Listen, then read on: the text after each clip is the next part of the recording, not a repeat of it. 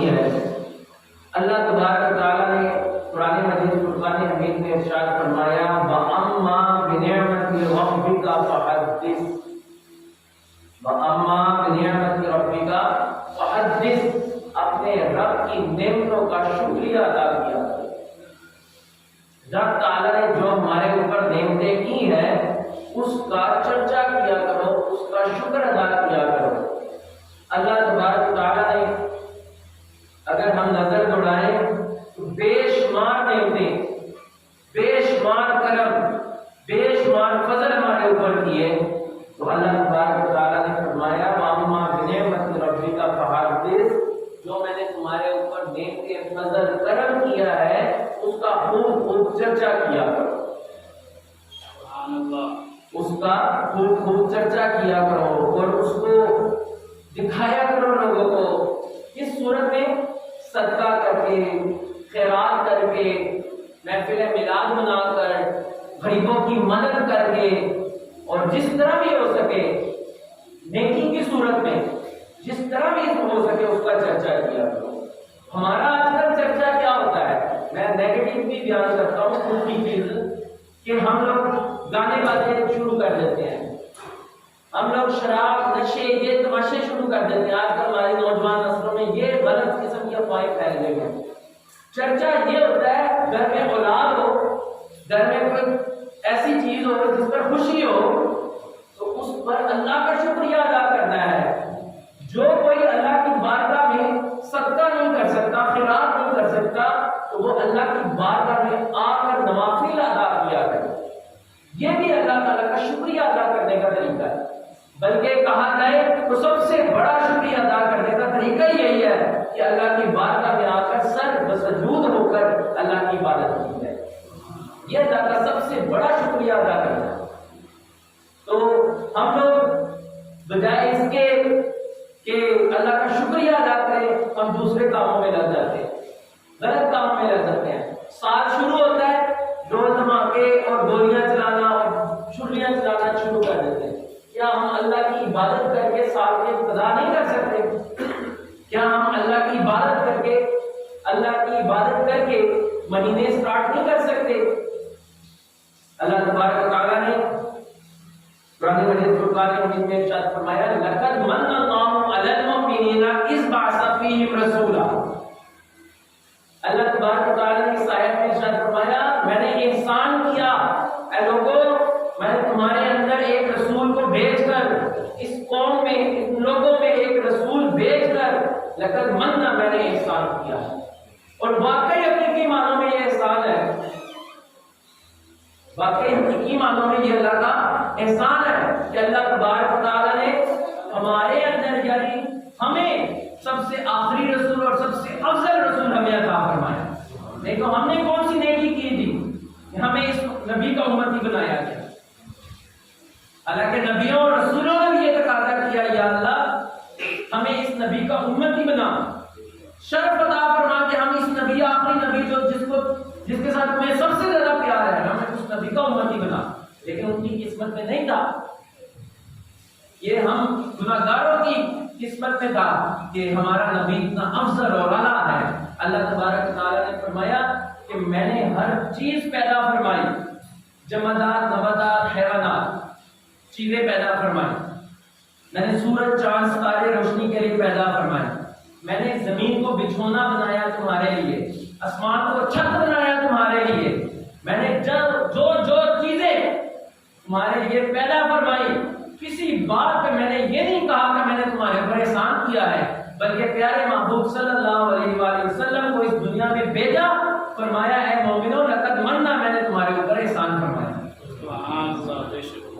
کسی چیز پر احسان کا لفظ ارشاد نہیں فرمایا، ہم صبح شام کھاتے ہیں، صبح شام اس کا کھاتے ہیں اور ہر چیز اس کی استعمال کرتے ہیں، پھر بھی ہم اللہ کا شکر ادا نہیں کرتے۔ یہ آیت اس بات پر بھی ہے کہ اللہ کی ہر نعمت کا شکریہ ادا کرو، اور ہر نعمت سے بڑھ کر پھر حضور کی ذات ہے کہ جس کے لیے پوری کائنات کو پیدا فرمایا۔ ایک اور مقام پر بزرگان دین لکھتے ہیں کہ اللہ تبارک و تعالیٰ نے ہمارے آس پاس چیزیں بڑی بنائی جس پر ہمیں شکریہ ادا کرنا چاہیے، لیکن اگر ہم اپنی ذات میں دیکھیں، اللہ نے ہمیں آنکھ عطا فرمائی دیکھنے کے لیے، سننے کے لیے کان عطا فرمائے، سونگنے کے لیے ناک عطا فرمایا، کوئی چیز پکڑنے کے لیے ہاتھ عطا فرمائے، چلنے کے لیے پاؤں عطا فرمائے۔ اللہ تبارک و تعالیٰ نے لفظ مننا نہیں ارشاد فرمایا، کسی جگہ پر یہ ارشاد نہیں فرمایا، لیکن جب اپنے محبوب کو اس زمین پر بھیجنا مقصود ہوا تو اللہ تبارک و تعالیٰ نے فرمایا لقد من اللہ علی المؤمنین، میں نے مومنوں میں اپنا رسول بھیج کر ان پر احسان فرمایا۔ اور پھر یہ بھی غور کریں، لقد من اللہ علی المؤمنین فرمایا، علی النساء نہیں فرمایا، یعنی انسانوں پر احسان نہیں فرمایا، انسانوں پر احسان نہیں فرمایا۔ انسانوں میں مسلم، غیر مسلم، مشرک، یہودی، عیسائی سارے آ جاتے ہیں، منافق، فاسق، ہر قسم کا بندہ آ جاتا ہے، لیکن اللہ نے فرمایا میں نے اگر احسان کیا ہے تو صرف مومنوں پر کیا ہے۔ اور مومن کون ہے؟ اللہ تبارک و تعالیٰ ارشاد فرماتا ہے، اللہ تبارک و تعالیٰ کے پیارے محبوب صلی اللہ علیہ وآلہ وسلم ارشاد فرماتے ہیں لا یؤمن احدکم حتی اکون احب الیہ من والدہ وولدہ والناس اجمعین۔ کوئی بھی شخص اس وقت تک مومن مسلمان نہیں ہو سکتا جب تک کہ اپنی اولاد سے بڑھ کر، اپنے مال سے بڑھ کر، اپنے اہل و عیال سے بڑھ کر، ہر چیز سے بڑھ کر حضور سے محبت نہیں کر لیتا، تب تک وہ مومن نہیں ہو سکتا۔ مطلب یہ ہے کہ ہر چیز سے بڑھ کر اگر کوئی محبت کرے، وہ حضور سے محبت کرے، اصل معنوں میں مومن وہ ہے، اصل معنوں میں مومن وہ ہے۔ اور مومن کے لیے پھر اللہ نے ارشاد فرمایا لقد من اللہ علی المؤمنین، میں نے اپنے محبوب کو بھیجا اور احسان فرمایا۔ کس پر احسان فرمایا؟ مومنوں پر احسان۔ تو سوچیں سمجھیں اس بات کو کہ اللہ تبارک و تعالیٰ نے پہلے ہمیں مومن بنایا، مومن انسان بنایا، انسانوں کے بعد پھر مسلمانوں میں پیدا فرمایا، مسلمانوں کے بعد ہمیں مومن بنایا۔ اور مومن کی میں نے ڈیفینیشن جو حدیث کی صورت میں تھی وہ آپ کو بتا دی، ہر چیز سے بڑھ کر حضور سے محبت کی جائے وہ مومن ہے، اور مومن پر اللہ تبارک و تعالیٰ نے احسان فرمایا۔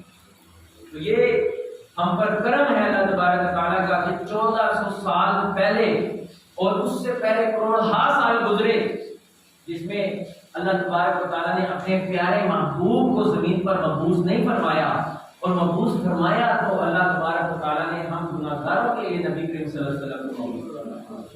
تو ہم گناہگاروں کو چاہیے کہ ہم حضور کے فرمان پر اور قرآن کے فرمان پر عمل کریں اور صحیح معنوں میں عمل کریں۔ اصل میں حضور کا میلاد کیا ہے، ربیع الاول کیا ہے؟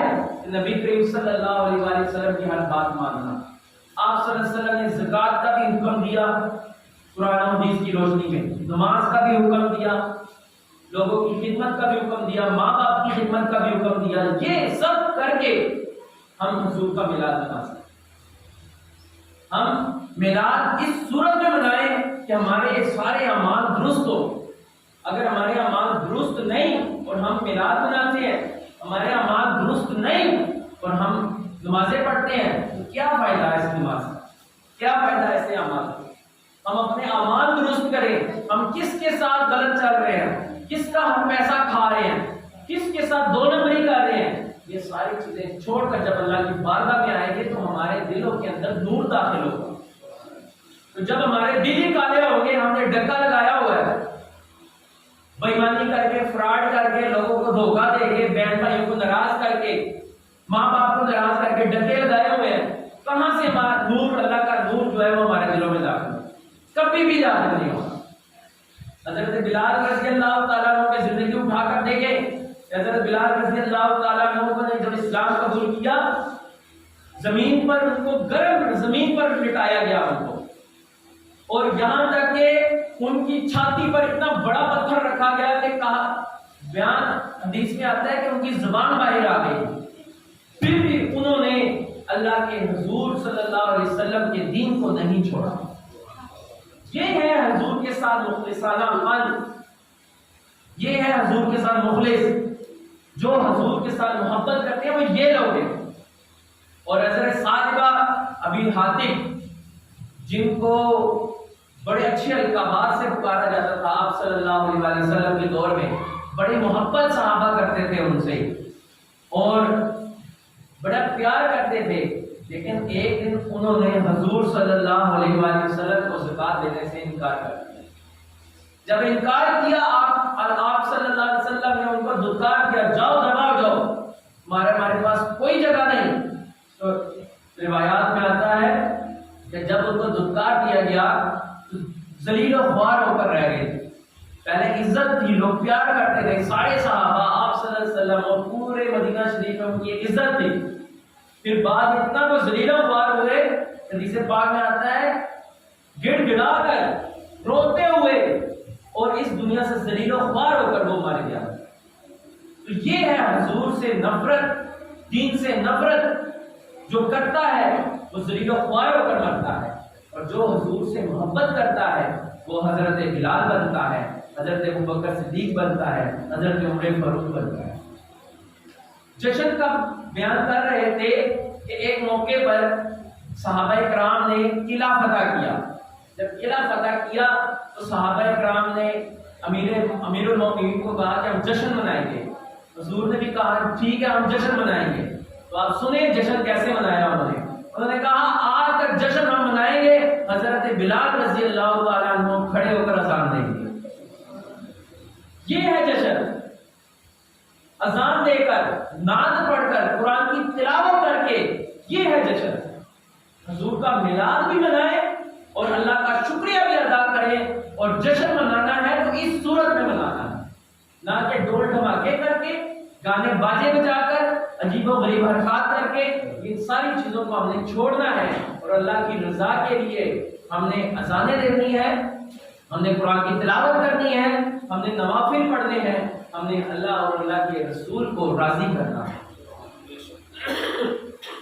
یہ صحیح معنوں میں یہ جشن ہوتا ہے، چاہے ہمارے گھر میں کوئی اولاد ہو یا ہماری فیکٹری میں ہماری کامیابی ملے یا ہمیں کاروبار میں فائدہ ہو، پروفٹ ہو، یا کہیں سے پیسے آ جائیں، ہماری خوشی ہو، تو خوشی کا جشن اس طرح منایا جاتا ہے۔